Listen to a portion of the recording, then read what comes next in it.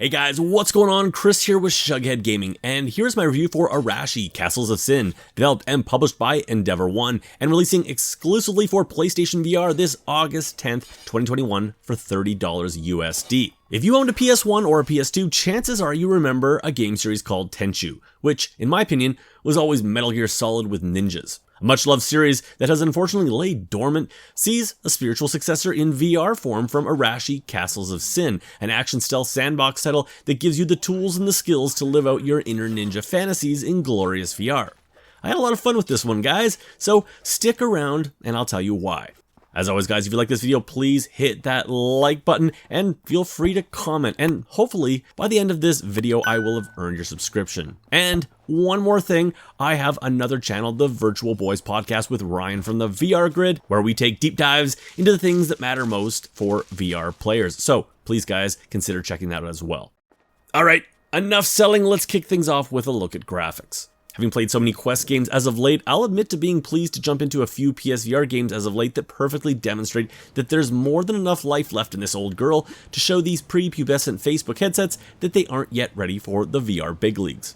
And like the frack demo that we have likely all played, Arashi Castles of Sin is a game that visually impresses in areas the Quest just can't. Now I have to say, Arashi does not put its best foot forward out of the gate, starting players in an opening area during the daytime that I'm sure was designed to be visually breathtaking with its level of detail and lighting effects. Unfortunately, pop-in and some brutal aliasing turned this into a bit of a jagged mess, resulting in a less than stellar first impression. However, once off into the game's tutorial portion and continuing throughout the game's 6 levels, things get significantly better, as the game's set pieces are predominantly in dusk and nighttime when outside or inside in smaller, more controlled environments, allowing the developers to better hide these shortcomings. For the truth of it is that besides some aliasing issues and a bit of pop-in, Arashi is a VR game that in many ways didn't get the memo that it was working within the confines of a VR game powered by the OG PS4, as it often impresses with detailed textures throughout and a real-time lighting system that was casting moonlight shadows across the world, even going as far to have blades of grass blowing in the wind, casting moving shadows on the ground.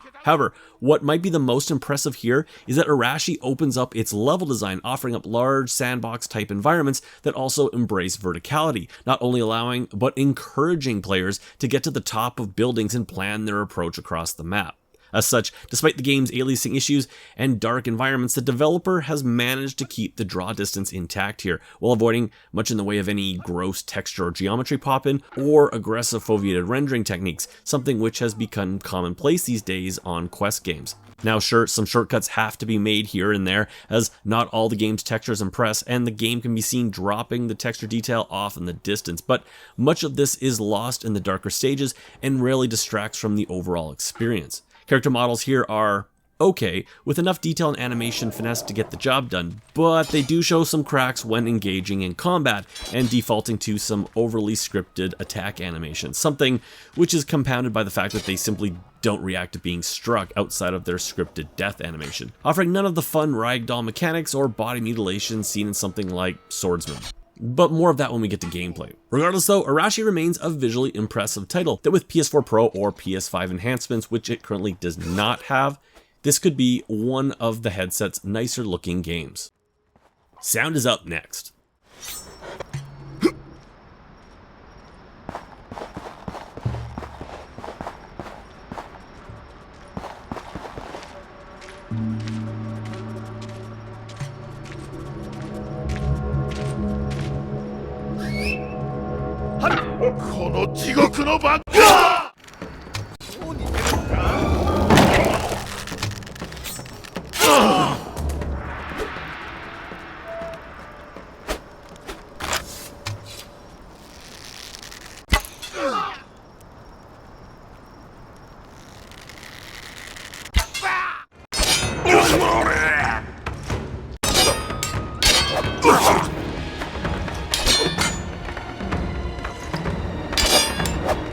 The first thing I noticed when jumping into Arashi was the game's commitment to authenticity, bringing in actual Japanese voice actors to deliver the dialogue in, you guessed it, Japanese.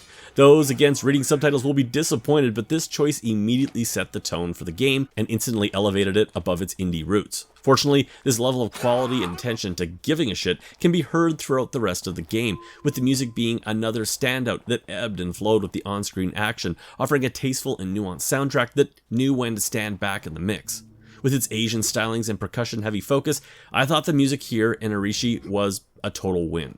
World and character sound effects are also on point sonically, painting a grounded world that often felt as large and detailed as the visuals attempted to be, creating a soundscape that could have been ripped right out of a AAA game. It was often that good. Enemy calls upon seeing you and any random yelps and comments are, like the cutscenes in true Japanese, and thankfully performed well. Combat, while maybe lacking the visual punch it could have, succeeds though on the audio side of things, sounding authentic and powerful. In fact, the only complaint I really have here is that the swish of your sword outside of combat is maybe a little too sensitive and at times came off a bit comical when just moving around the world. Though, if this is my one significant gripe with the sound mix, then I think things are sounding pretty good here. And that brings us to gameplay. As Kenshiro, an elite shinobi and the last surviving son of the noble house of Arashi, castles across feudal Japan have been captured by ruthless bandits, the 6 Oni of Iga. With your wolf companion Haru at your side, you must exact revenge for their merciless destruction and reclaim the castles for good. So yes, it's all good and wonderfully epic stuff. However, the early parts of the game had me initially concerned that this was going to be nothing more than some linear corridor-esque hack and slasher, taking on minion after minions with a grappling hook to mix things up.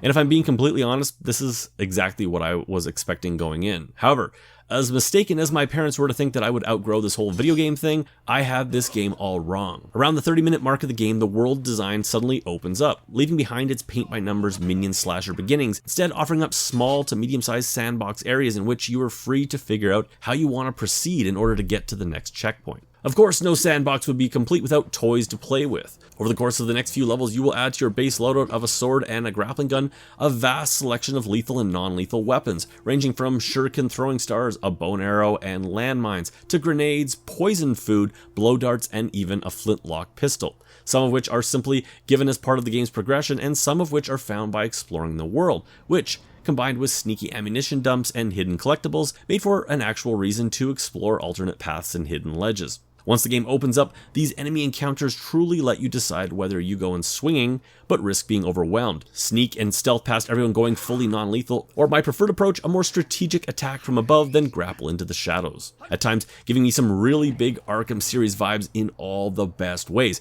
I mean, come on, you even have the whole X-ray vision thing here. What I'm saying is the game is easily at its best when you use all the tools at your disposal to avoid direct combat and simply ninja your way through. For the game is also at its most underwhelming when going into one-on-one combat with enemies, as the sword combat is just overly simplified and honestly a bit janky. Combat is often nothing more than the enemy going through some scripted animations, not allowing you to attack until you have successfully blocked an incoming attack, hence allowing you to counter.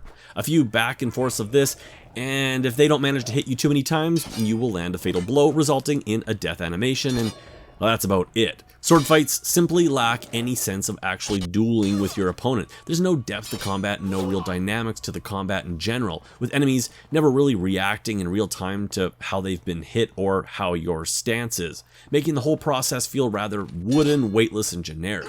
Where is the weight to my sword? Where is my stamina? And maybe most importantly, why can't I cut this guy's head off and show it to his buddies down the road? Unfortunately, combat is made all the more janky by the move controllers and their lack of analog sticks, when combined with the game's only option being to strafe by tracking the controllers, resulting in any attempts to juke or spar with enemies often ending in a mess of teenage slow dancing meets stroke victim. A problem that is only made more evident when throwing down with one of the game's 6 end bosses.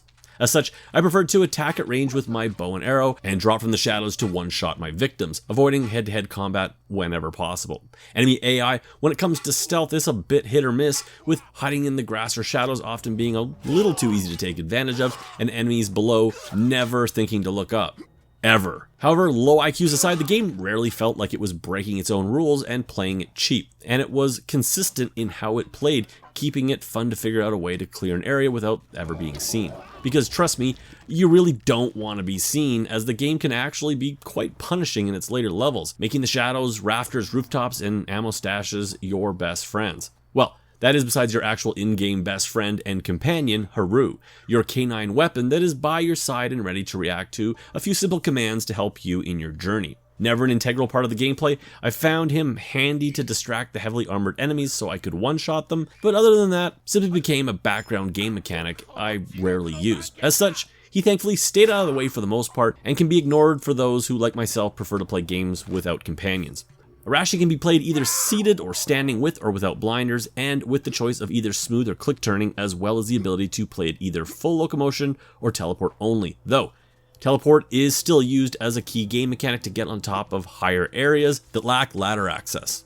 In my pre-launch version of the game, I did note that the game felt a little janky in terms of what I could and couldn't teleport onto, though I've heard from the developer this, along with some other improvements, will be in a day one patch. Arashi requires the use of 2 move controllers and a moderate amount of space. Tracking here was actually pretty good and very forgiving when moving away from the camera, though the bow and arrow could still be a bit finicky, a common issue for PSVR tracking. And finally, that brings me to fun factor and my final review. Arashi Castles of Sin is a visually impressive VR game that could benefit greatly from Pro and PS5 support to clean it up. Regardless though, it is a rather fun stealth action sandbox title that screams its Tenchu influences from the rooftops and gives players the room and tools to play it the way they want. Overly simplified and janky combat do hold this title back though from being great, and the game runs out of ideas about halfway through its 5 to 6 hour playtime, offering little in the way of replay value outside of its collectibles. As you guys know, I hate numbered review scores and instead rate games on a scale of buy it, burn it, or wait on it.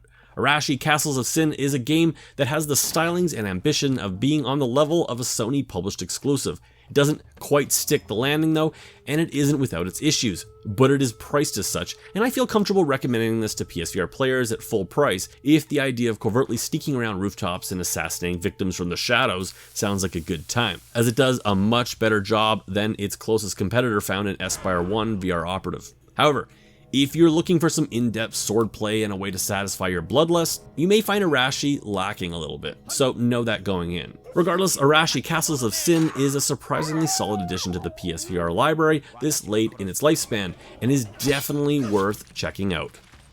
Anyways guys, that's it for me. If you like this video, please hit that like button, leave a comment, and if you feel I've earned it, please consider subscribing, and as always, I'll catch you guys on my next video.